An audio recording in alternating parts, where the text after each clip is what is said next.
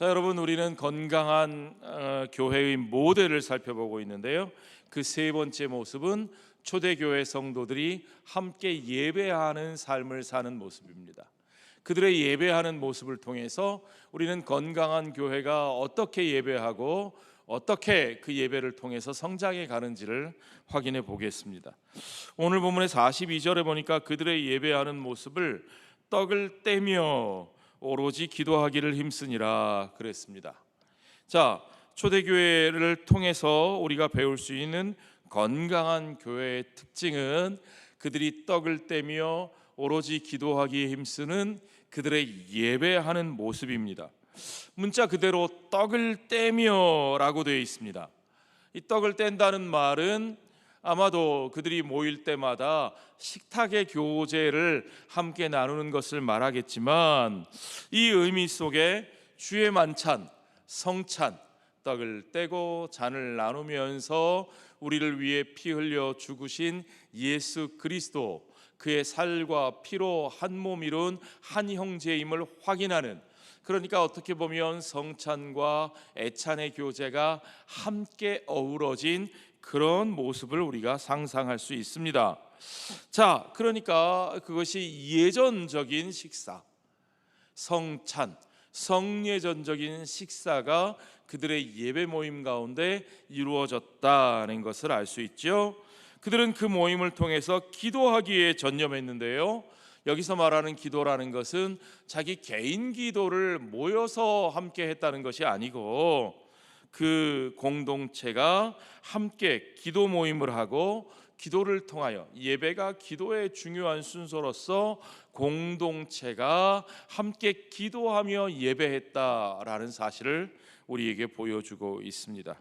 자, 초대교회의 예배에 대한 사도행전의 묘사를 보면서 우리가 알아야 될 두 가지 중요한 점은요, 그들의 예배 속에 두 가지 면에서 아주 균형 잡힌 밸런서블한 예배의 모습을 우리가 발견할 수 있다는 겁니다. 첫 번째는 뭐냐? 그들의 예배가 공식적이면서도 또 비공식적인 예배였다는 거죠. 자, 이게 중요해요, 여러분. 공식적인 예배, 공예배, 시간을 정해놓고 정해진 장소에서 사람들이 정해진 예배 순서를 따라 함께 공적 권한을 가진 사역자의 인도로 말씀과 찬송과 기도를 나누며 공적으로 예배하는 모임, 그들은 그 공적인 예배의 자리를 소중하게 여겼습니다.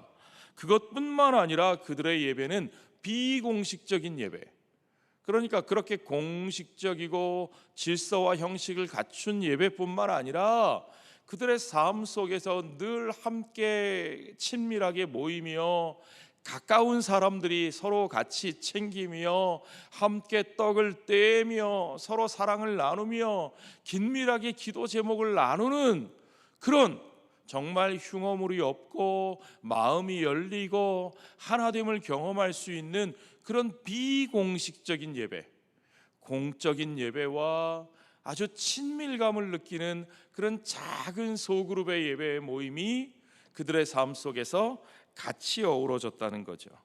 자, 그 모습을 어떻게 볼 수 있습니까? 46절에 보시면 날마다, 같이 읽을까요? 날마다 마음을 같이 하여 성전에 모이기를 힘쓰고 집에서 떡을 떼며 기쁨과 순전한 마음으로 음식을 먹고. 자, 이 말씀을 따르면 그들이 어디에 모여요? 성전에 모이기를 힘썼대요.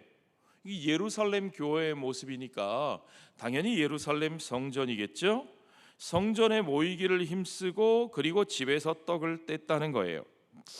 자, 이걸 어떻게 생각할까요? 여러분, 이게 사실은 단순한 것 같은데 그렇게 단순하지 않습니다. 부활하신 그리스도를 따르는 공동체가 여러분 성전에 가서 그 성전의 예배에 참여했을까요? 안 했을까요? 이거 한번 생각해 보십시오. 신학적으로 우리는 너무나 분명합니다. 예수 그리스도가 그 자신의 몸을 들여 제물이자 대제사장으로서 영단번에 온전한 제사를 드리셨기 때문에 예수 그리스도의 죽으시고 다시 살아나신 그 부활의 역사 이후에 그리스도의 부활을 믿고 다시 사신 그리스도와 믿음으로 하나 된 성도들이 그들이 다시 성전에 제사를 드릴 필요가 있습니까? 없습니까? 없죠. 자, 그러면 이런 그리스도인들은 그리스도가 죽으시고 부활하신 다음에는 그러면 성전에 가는 발걸음을 딱 끊었을까요? 그렇지 않다는 걸 우리가 알죠. 자, 이게 중요해요. 여러분, 사도행전에 보면 베드로와 요한이 기도하러 어디에 올라갔어요? 성전에 올라갔잖아요. 그죠? 성전에 기도하러. 누가 기도하는 시간에? 유대인들이 기도하는 시간에 그들도 기도하러 성전에 올라갔다가 성전 미문에 앉아 있는 나면서부터 걷지 못하던 자를 그들이 예수의 이름으로 일어나 걷게 하는 역사가 있었고, 그 고침을 받은 사람과 함께 하나님을 찬양하며 어디로 들어갔어요? 성전으로 들어갔다는 거죠. 자, 그러니까 그리스도의 부활을 믿고 그 그리스도, 우리는 그리스도가 참 성전 되신다는 것을 믿기 때문에, 그러므로 이제는 성전의 예배를 개혁하고 우리가 그 성전을 얽매이지 않아도 되는데, 그럼에도 불구하고 초대교회 성도들은 성전에 드려지는 예배, 성전에서 드려지는 기도 모임을 멀리하지 않았다는 겁니다. 그걸 폐하지 않았다는 사실을 알 수 있어요. 자, 여러분, 이게 중요해요.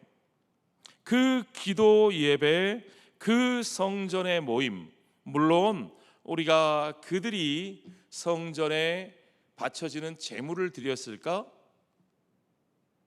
성전에 그들이 회랑에 모여서 사람들이 많이 모이니까 거기서 복음을 전하고 거기서 자기들끼리 따로 예배를 드리지 않았을까?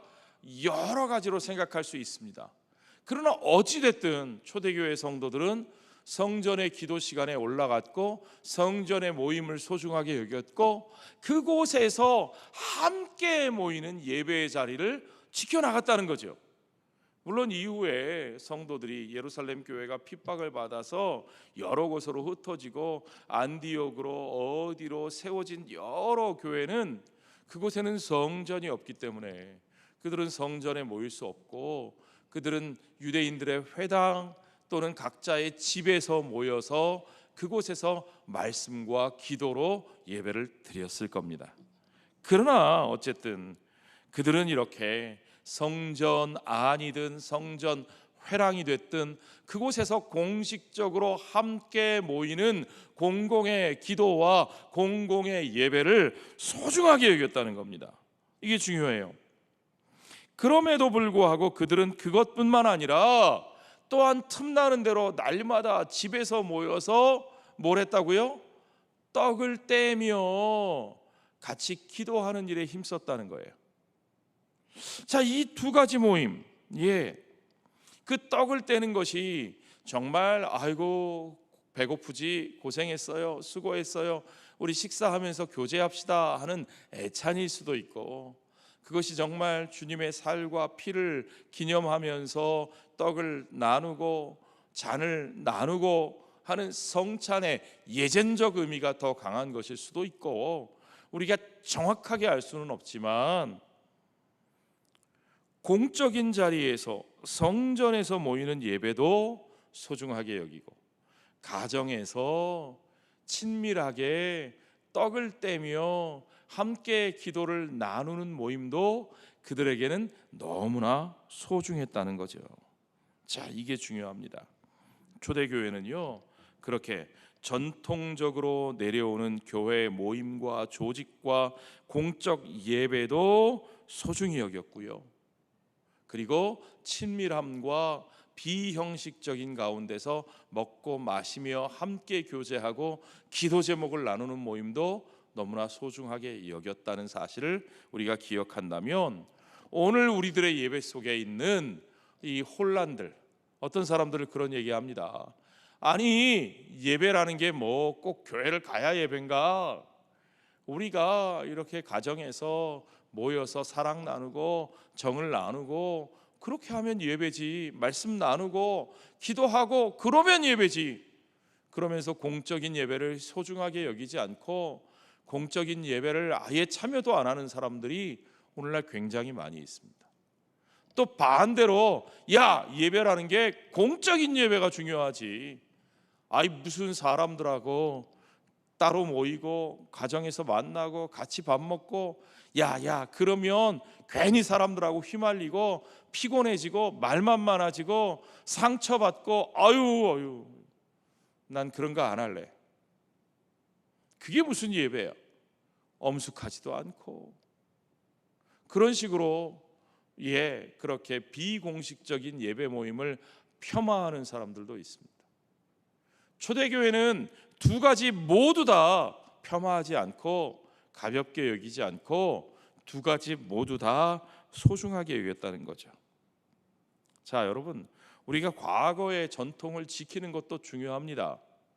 그러나 우리의 예배가 그저 과거의 전통과 조직과 형식에만 매여서 아무것도 변화되지 못하고 한 사람 한 사람의 삶의 요구들을 돌아보지 못하고 그들이 실제로 그 예배의 자리에 함께 마음을 열고 참여하게 하지 못한다면 그것은 하나님이 기뻐하시는 예배라고 결코 말할 수 없는 거죠.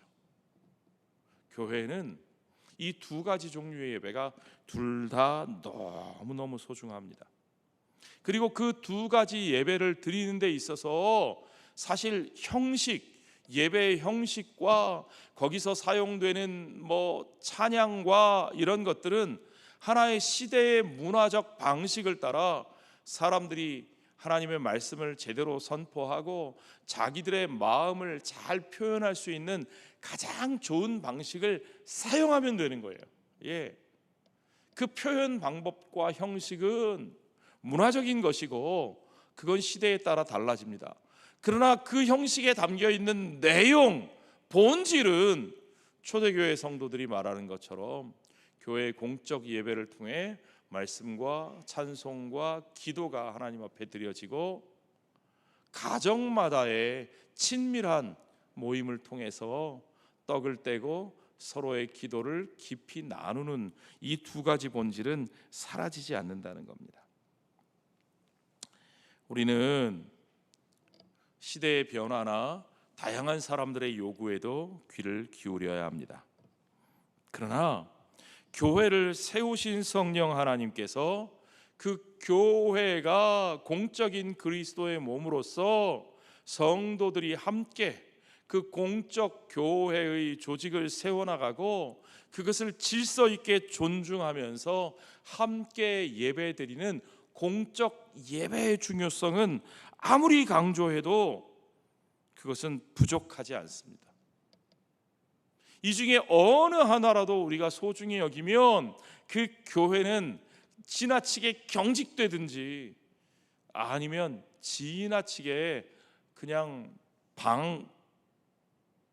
방치되든지 결코 하나님이 원하시는 올바른 예배의 모습이 거기서 이루어지기가 어렵다는 거죠.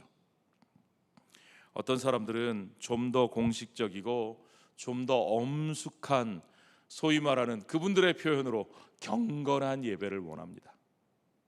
그런데 진짜 경건이라는 것이 어떤 건지 여러분 잘 생각하셔야 됩니다.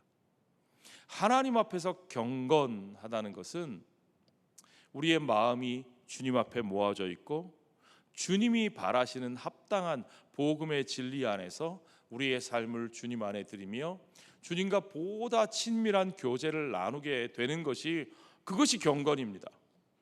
그냥 우리가 익숙한 전통적인 방식을 지켜나가면 그것이 경건하고 무언가 새롭고 무언가 자유로운 방식을 취하면 그건 경건한 것이 아니다. 그건 좀 오해죠. 여러분, 진짜 경건의 본질을 붙들고 공적 예배는 어떻게 드려야 하는지, 우리 각 가정에서 모이는 친밀한 예배 모임들은 어떻게 진행되어야 하는지 우리가 그 본질을 붙들고 바로 세워나가는 게 중요합니다. 그래서 우리 교회는 그 본질을 붙들기 위해서 우리가 비본질적인 것에 얽매이지 않도록 공적 예배와 가정 소그룹 모임을 다양하게 여러분들에게 제시해 드립니다. 우선 공적 예배는요, 전통적인 예배에 익숙한 분들도 은혜를 누릴 수 있고, 또 좀 역동적이고 현대적인 음악과 문화에 익숙하신 분들도 우리가 같이 이 예배에 참여할 수 있도록 하기 위해서 우리 교회 주일 예배, 가장 중요한 공적 예배, 주일 예배는 1부와 2부를 나누어서 드리되 1부와 2부가 성격이 전혀 다릅니다. 같은 목적이 돼 문화적인 표현 방식이 전혀 다른 거죠. 1부 예배는 클래시컬한 예배입니다. 가장 전통적이고 가장 클래시컬한 방식으로 예배의 형식과 예배 음악을 그렇게 꾸려나가고 있습니다.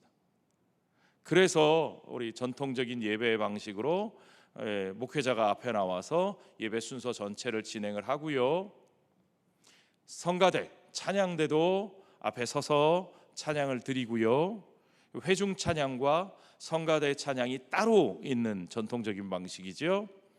예배 음악도 전통적인 찬양 음악을 합니다.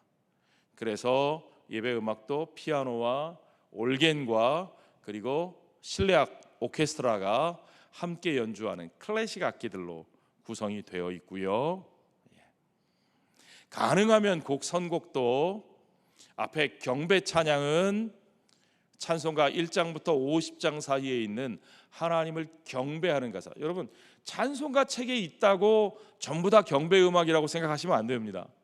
사실은 찬송가 책에 뒷부분에 200장, 300장 뒤에 나오는 곡들은 19세기 미국에서 만들어진 복음성가들입니다. 대부분 복음성가들입니다. 사실 그 음악들은 따지고 보면 장르가 클래식이 아닌 경우가 많고요, 여러분들이 소위 잘 아시는 컨트리 음악 또는 행진곡, 그런 것들이 굉장히 많습니다. 우리는 그걸 그냥 찬송가 책에 있으니까 전통적인 찬송가라고 생각하는데 사실은 그 시대의 대중음악이었던 거죠. 우리가 아는 곡들, 굉장히 엄숙한 찬양들 중에서도 사실은 그 시대의 대중들에게서 불려지던 곡들이 굉장히 많습니다. 대표적인 곡으로 마틴 루터가 부른 종교개혁 찬송 내 주는 강한 성이요 하는 곡들도 사실은 당시에 독일 사람들이 선술집에서 맥주 한잔 하면서 막 신나게 부르던 그런 행진곡풍의 그런 노래였던 거죠. 그 곡을 이제 편곡을 하고 마틴 루터가 가사를 붙이고 바꾸어서 이제 새롭게 우리가 종교개혁의 기치를 높이는, 사람들을 격려하는, 고무하는 곡으로 사용해서 오늘날 우리는 아주 경건한 찬송가로 그 곡들을 부르는 겁니다. 어찌됐든 찬송가 1장부터 50장까지는 힘입니다. 힘. 찬송가 중에서도 힘널, 하나님을 경배하는 곡들, 삼위일체 하나님을 높이고 그의 이름을 찬송하는 데 집중하는 경배송들이 있어서 일부 예배의 앞부분에 우리가 경배 찬양 부르는 시간에는 찬송가 1장부터 50장까지의 곡들만 주로 제가 선곡을 합니다. 그리고 찬양대가 찬양을 드리고 설교 후에 부르는 찬양은 봉헌 찬양입니다. 그건 헌신과 결단, 은혜에 대한 감사의 고백을 담고 있는, 그래서 설교 후에 부르는 찬양들은 헌신, 결단, 고백의 찬양들이 많습니다. 그렇죠? 조금 그런 것 같으세요? 이제 보니 이해가 되세요?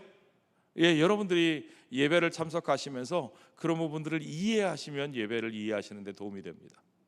그리고 마지막에 부르는 찬송 주기도문송 이제 우리 폐회송으로 부르는데 예배의 모든 내용을 하나님 앞에 담아서 하나님 나라의 백성으로 살기를 구하는 온 회중의 기도로 우리 예배를 마무리하는 거죠. 자, 일부 예배는 그렇게 가장 전통적인 방식과 가장 전통적인 음악으로 예배를 드립니다. 그러니까 나는 시끄럽고 경쾌하고 막 빠른 거, 요즘 음악 그런 거 들으면 은혜가 안 되고 못 따라가겠고, 나는 전통적인 음악, 전통적인 찬양이 좋아, 은혜스러운 게 좋아, 그런 분들은 어디에 나오셔야 돼요? 일부 예배 나오시면 돼요. 일부 예배 나오시면 돼요. 일부 예배 있는데 굳이 2부 예배 나오셔서 아우 예배 찬송 좀 바꿔주세요 그러시면 되겠어요? 안 되겠어요? 그러시면 안 돼요. 2부 예배는 좀 더 현대적인 음악, 역동적인 찬양, 회중이 더 많이 참여할 수 있는 예배. 그래서 가능하면 목회자의 참여를 최대한 줄이고 앞에 찬양팀이 나와서 인도하고 여러분들이 같이 찬양하는 거예요. 성가대가 따로 없잖아요. 앞에 보컬팀이 앞장서서 찬양을 인도하기는 하지만 처음부터 끝까지 여러분이 같이 찬양하는 거죠. 그래서 우리 교회 2부 예배의 찬양 선곡의 기준은요 3, 4, 50대가 익숙하게 부를 수 있는 중간 세대. 요즘 20대들은요 우리 2부 예배 찬양도 들으면 아유 옛날 노래네 그럽니다. 정말이에요. 우리 어르신들 중에는 에이 설마 그러시겠지만 정말입니다. 여러분 3부 예배 우리 청년부 찬양팀이 인도하는 예배 한번 가보십시오. 거기 가면 저도 잘 모릅니다. 우리 청년들이 부르는 찬양 저도 잘 모르고요. 청년부 수련회에 가면요 제가 찬양을 너무너무 따라 부르고 싶고 그들이 하는 율동과 춤을 같이 추고 싶은데 잘 몰라서 저도 입만 뻥긋거리면서 헤매면서 막 억지로 따라합니다. 저하고 또 세대가 달라요. 지금 20, 30대하고 제가 몇 살인지 다 아시죠? 제가 여러분들 눈에는 아주 젊어 보여도 제가 50대 중반이에요. 제가 벌써 50대 중반이에요. 제가 결코 젊은 나이가 아닙니다. 그러니까 우리 교회 2부 예배 찬양은요 40대, 50대, 60대까지 주로 선곡하시는 기준들을 보면 찬송가 편곡한 것들이 한 절반 이상 되고요. 그리고 보통 한 80년대, 90년대, 2000년대 초반에 나온 곡들이 많습니다. 찬양들도요. 그래서 여러분들이 중년 세대들 또 젊은이들도 음악과 연주를 통해서 같이 이렇게 좀 은혜 받을 수 있고 참여할 수 있도록 같이 부를 수 있도록 그런 찬양들을 합니다. 그런 찬양들을 하는데 나는 모르겠으니까 우리한테 맞춰주세요. 그렇게 하면서 일부 예배 같은 예배 선곡을 원하시면 그러면 우리 교회는 어떻게 될까요? 2부 예배도 1부 예배 같이 문화적인 코드를 맞춰가면 우리 교회의 30대, 40대들은 어디서 예배를 드릴까요? 50대들은 어떻게 할까요? 그럼 우리 교회는 결국은 70대, 80대의 성향에만 맞추는 교회가 됩니다. 그러면 우리 교회 미래가 있을까요, 여러분? 그렇지 않습니다. 우리 교회는요 온 세대가 함께 이루고 함께 참여하고 함께 세워가는 교회여야 할 줄로 믿습니다. 그렇습니다. 여러분들이 조금만 이해해 주시고 여러분들이 조금만 이해의 폭을 넓혀 주시면 우리 교회의 예배가 의도하고 있는 부분들을 여러분들이 이해해 주실 수 있습니다. 그래서 전통적인 예배의 방식을 선호하시는 분은 일부 예배로, 조금 더 역동적이고 현대적인 예배를 원하시면 또는 참여하실 수 있으시면 2부 예배로. 그래서 이런 사람 저런 사람도 누구나 다 나와서 하나님 말씀 듣고 공적인 예배에 참여하고 이 교회의 구성원으로 같이 세워져 나갈 수 있도록, 그렇죠? 그렇게 우리 교회 공예배가 균형 잡아가야 하고, 또 공적 예배, 우리 교회만 해도 벌써 1부 예배에 200~300명, 2부 예배에 200~300명 그렇게 참석하잖아요. 우리 교회 주일 예배 1, 2부만 따져도 3부까지 하면 출석 인원이 650명, 700명 가까이 돼갑니다. 그 많은 분들이 1시간 내지는 1시간 15분 사이에 와서 주로 이 앞에서 진행되는 내용들을 앉아서 보시고, 그렇죠? 그리고는 은혜 받았습니다. 그러고 돌아가셔요. 그러면 공동체로서의 예배, 우리 삶을 나누는 예배, 한 사람 한 사람의 기도의 제목을 나누고 서로 함께 떡을 떼며 나누는 교제가 되겠느냐고요. 물론 우리 공적인 예배에 성찬을 하지만 그 성찬이 400명 앉혀놓고 떡 쭉 떼고 쭉 잔을 나눈다고 해서 정말 떡을 떼며 교제하는 친밀한 교제가 거기서 이루어질 수가 없잖아요. 그러니까 정말 떡을 떼며 친밀하게 삶을 나누며 기도를 나누는 예배는 어디서 이루어져야 돼요? 목장 안에서 이루어져야 되는 거죠. 그래서 여러분들이 반드시 목장을 세워나가셔야 됩니다. 공적 예배와 목장의 예배와 가정의 예배, 가정의 예배, 식탁에 앉아서 같이 기도하고 말씀을 나누고 하는 가정의 예배의 자리가, 이 세 가지가 균형 있게 이루어져야 그 교회가 예배가 살아있다고 말할 수 있는 거죠. 두 번째로 그런 균형 있는 예배의 중요한 요소는 기쁨이 넘치면서도 또한 경건한 예배입니다. 말이 사실은 반복되는 얘기들인데요, 초대교회 예배에는 기쁨이 넘쳤던 것 같아요. 분명합니다. 가봤냐고요? 아니, 제가 말씀만 봐도 분명히 알 수 있어요. 46절을 다시 읽어보십시오. 날마다 마음을 같이 하여 성전에 모이기를 힘쓰고 집에서 떡을 떼며 무엇과? 기쁨과 순전한 마음으로 음식을 먹었대요. 기도하고 떡을 떼며 기쁨과 순전한 마음으로 음식을 먹었다는 거예요. 억지로 엄숙한 마음으로 인상 빡 쓰고 앉아가지고 침묵 속에서 진행된 모습이 아니에요. 마음을 같이 하고 기쁨과 순전한 마음으로 서로 같이 음식을 먹는 그런 예배. 여기 기쁨과 순전한 마음을 표현하는 헬라어 단어가요, 아갈리아시스라는 표현인데요, 이 아갈리아시스라는 표현은 사실은 헬라어 단어 중에서 아주 역동적인 표현이에요.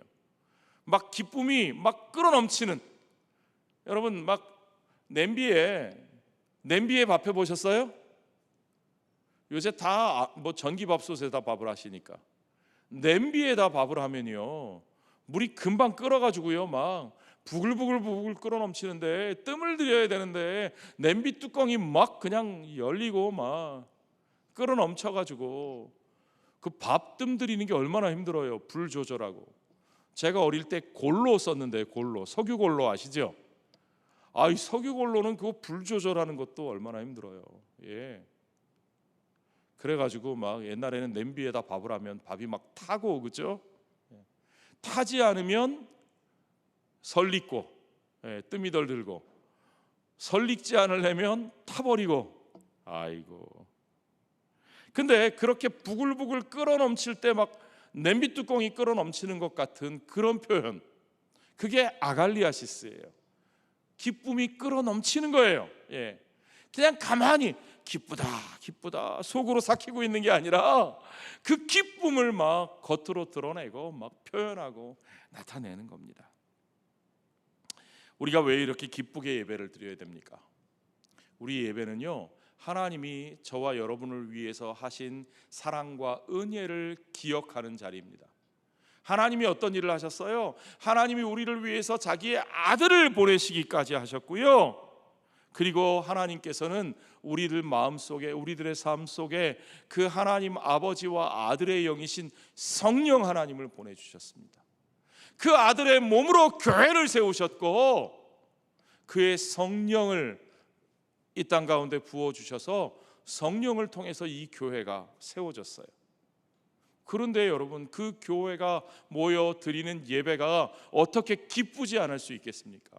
하나님이 자기의 아들을 주셨고 하나님이 그의 성령을 부어주셨는데 우리는 침울하게 입 꾹 다물고 저 앞에 실수 하나 안 하나 내가 보자 하고 그러고 쳐다보고 있다가 하면 좋으시겠어요? 아니요. 그런 건 경건이 아닙니다.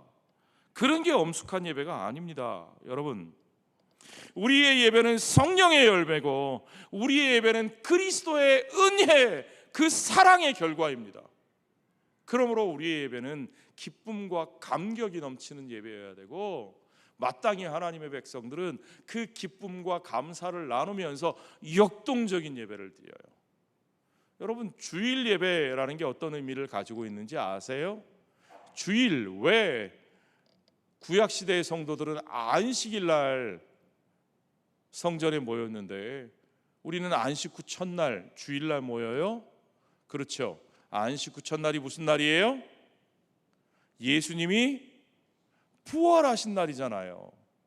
그러니까 우리가 드리는 주일 예배는 부활절 축일 예배예요. 아시겠습니까, 여러분? 우리가 드리는 매 주일 예배는 부활의 기쁨과 감격을 나누는 예배입니다. 부활절 절기에만 4월 달에만 부활 예배가 있는 게 아니고 안식 후 첫날 모이는 이 예배가 사실은 부활하신 그리스도를 기뻐하고 감사하고 감격하며 기념하면서 드리는 예배예요. 그러니까 우리가 드리는 예배는요, 침울하고 어두운 예배가 되면 안 돼요. 우리는 기쁘고 감격하고 감사하고 그 감격을 표현하고 나누는 그런 예배를 드려야죠. 어떤 교회 참석해 보면요, 이게 주일 예배인가 아니면 장례 예배인가 헷갈릴 때가 있어요. 목사님부터 성도들까지 전부 다 새까만 양복 입고, 제가 오늘 그래서 일부러 까만 양복 안 입었어요.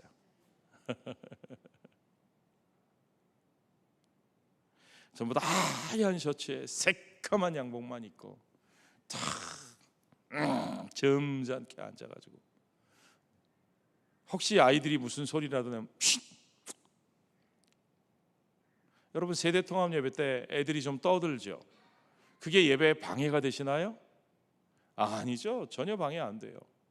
오히려 그 아이들의 그 살아있는 생기 속에서 우리가 예배의 은혜를 누리잖아요. 예배 시간에 제가 어떤 때는 아이들에게 질문도 던지고 애들이 대답도 합니다. 그게 막 무질서해 보이나요? 아니잖아요. 그렇죠? 오히려 더 아이들이 예배에 참여할 수 있고 우리가 기쁜 마음으로 그 말씀에 집중할 수 있는 시간이 됩니다. 어떤 교회에 가보면 찬송은 느린, 분위기는 울적합니다. 그게 경건한 예배일까요?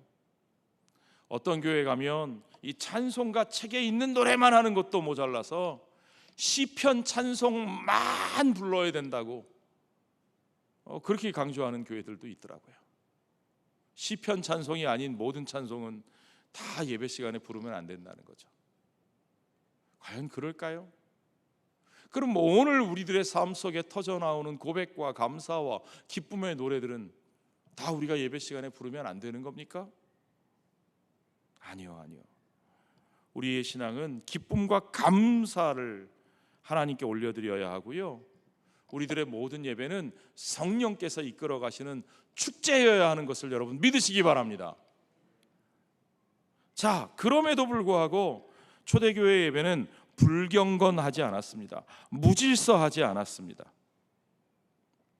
오늘날 어떤 교회 예배들을 보면요, 자유로운 예배를 추구한다고, 성령 중심의 예배를 추구한다고, 역동적인 예배를 추구한다고 하면서 막 경박스럽고 무질서한 예배들도 있어요. 막 개인의 은사를 무제한 막 쏟아내면서 막 그냥 공예배에서 막 함부로 방언하고 막 이상한 노래들 부르고. 그러나 여러분, 공적 예배에 있어서 개인의 은사를 절제 없이 막 쏟아내는 것은 결코 옳지 않습니다. 사도 바울이 고린도 교회에 경계했던 게 바로 그거예요. 사도 바울이 고린도 교회의 여자들에게 예언하지 말라, 방언하지 말라 한 이유가 바로 그거예요. 사도 바울이 예언과 방언 자체를 무시해서가 아니라 공적인 예배에서 질서를 지켜야 한다고 말하는 거예요. 그래서 누가는 초대교회 사도행전에서 그 예배의 모습을 오늘 43절에 보니까 사람마다 두려워하는데 그랬습니다. 두려워한다. 영어 성경에는 everyone was filled with awe 그랬어요. 이 awe라는 단어가 아주 중요한 단어예요. 이 awe라는 단어에서 awesome이라는 단어가 나왔습니다. 오늘날 미국 사람들이 아주 많이 쓰는 말인데요. 뭐 깜짝 놀라는 일이 있을 때 awesome 그럽니다. 와, 놀라운데 그런 얘기예요. awful 하다는 건요, 경외심, 외경심 그런 거예요. 두려워하는 마음. 공적 예배에 함께하는 사람들이 이 두려워하는 마음, 경외감, 외경심으로 가득 찼다는 거예요. 하나님 앞에서, 그의 은혜 앞에 우리가 서는 자는 마땅히 그 앞에 이 경외심을 가지고 자신을 돌아보아서 함부로 하지 않습니다. 우리 경외감을 가지는 사람들은 어떻게 해요? 우리 한국 사람들을 옷깃을 여민다는 말을 하죠. 그렇죠? 혹시라도 내가 흐트러지진 않았을까? 바로 잡고 바로 세우고 함부로 하지 않고 내 감정을 절제하면서 질서를 지켜가면서 공적 예배에 방해하지 않으면서 살아계시고 거룩하신 우리 하나님께서 예루살렘에 찾아오셔서 그 성도들과 함께 하시는 예배, 그들 가운데 함께 하실 때 그들은 놀라움과 기쁨과 감사와 감격으로 찬양하고 그 기쁨을 드러내면서도 경건하고 경외심을 가지고 하나님 앞에 서서 질서 있고 함께하는 공적인 예배를 올바로 드렸다는 거죠. 그것이 우리가 추구해야 될 예배의 모습입니다. 자, 그렇게 초대교회 예배는 공식적이면서도 비공식적이고 기쁨이 넘치면서도 또 경건하고, 이 두 가지 균형을 우리 교회가 잃지 않아야 됩니다. 그래서 장년 세대와 젊은 세대가 함께 하나님을 예배하는 올바른 모습으로 나아갈 수 있도록 우리 교회가 성경적인 교회로 세워져 가야죠. 마지막으로 우리가 예배에 대한 열정을 회복하는 게 중요합니다. 46절을 다시 보시면 날마다 마음을 같이하여 성전에 모이기를 힘쓴다 그랬어요. 힘쓴다. 영어 성경에 every day they continue to meet together. 매일매일 그들이 함께 모이기를 계속했다. 날마다 그들이 함께 모이기를 계속했다는 거예요. 여러분, they continue to meet together. 그들이 모이기를 계속하고 모이기를 힘썼다는 거예요. 여러분, 예배는 그냥 회복되지 않습니다. 우리가 그 모임의 우선순위를 두고 그 모이기에 힘쓰는 사람들이어야 돼요. 모이기를 힘쓴다는 말은요, 예배에 참석하는 것이 그냥 시간이 나면 여건이 되면 참석할 수 있는 게 아니기 때문이에요. 예배의 시간은 우리의 삶의 최우선순위로 잘라 두셔야 됩니다. 이 시간만은 다른 어떤 것도 안 되는 시간으로 정해 놓으셔야 합니다. 그렇게 예배를 소중히 여기고 예배에 힘써 나갈 때 그 예배를 통한 은혜가, 예배를 통한 축복이 우리들의 공동체 가운데, 저와 여러분의 삶 가운데 세워져 가는 거죠. 자, 여러분, 이 세 가지를 기억하십시오. 거기에 더하여 마지막 47절을 한번 같이 읽어보죠. 하나님을 찬미하며 또 온 백성에게 칭송을 받으니 주께서 구원받는 사람을 날마다 더하게 하시니라. 그렇게 올바로 예배하며 하나님과의 관계가 바로 서는 사람들은 또한 이 땅에서의 수평적인 삶, 온 백성들에게 칭송을 받는 삶으로 세워지게 되는 겁니다. 그렇게 수직적인 관계와 수평적인 관계가 올바로 세워져 나갈 때 주께서 구원받는 사람을 날마다 더하게 하시는 우리의 예배의 삶을 통해서, 삶의 예배, 예배하는 삶, 예배가 삶이 되고 삶이 예배가 되는 그 모습을 통해서 주님께서는 전도의 열매가, 축복을 나누는 열매가 저와 여러분의 삶을 통해서 자연스럽게 맺혀지게 하실 줄로 믿습니다. 아멘. 예배에 대해서 바른 시각을 가지고, 바른 의식을 가지고 이렇게 균형 잡힌 예배를 세워나가는 우리 교회가 될 수 있도록 우리 피택자 여러분, 우리 임직자 여러분, 중직자 여러분들이 함께 뜻을 모아주시고 함께 협력해 주시고 함께 우리 분위기를 좀 같이 만들어가는 그런 교회가 됐으면 좋겠습니다. 그러기 위해서는요, 여러분, 우선 여러분 주일 예배가 얼마나 소중한지를 여러분이 먼저 보여주셔야 돼요. 무슨 일이 있어도 주일 예배는 빠지지 않는다. 특히 여러분의 자녀들, 젊은이들, 또 주일학교 교사들에게 우리가 봉사도 좋고 뭣도 좋고 다 좋지만 주일 예배 1부와 2부에 참석하는 일은 그건 뒤로 미루면 안 된다. 대체하면 안 된다. 양보하면 안 된다. 가르쳐 주시고, 여러분들이 오후 예배를 통해서 양육을 받고, 수요 기도에 참석해서 공동체를 위해 기도하고, 새벽 공동체 말씀, 공동체 성경 읽기를 통해서 매일매일 말씀을 읽고, 토요 새벽 예배를 통해서 한 주간의 말씀의 묵상의 의미를 확인하는 이런 삶의 루틴이 바로 서시면 여러분의 삶이 정말 복된 예배의 삶으로, 그래서 여러분의 삶이 예배가 되고 예배가 삶이 되는 아름다운 열매가 맺힐 줄 믿습니다.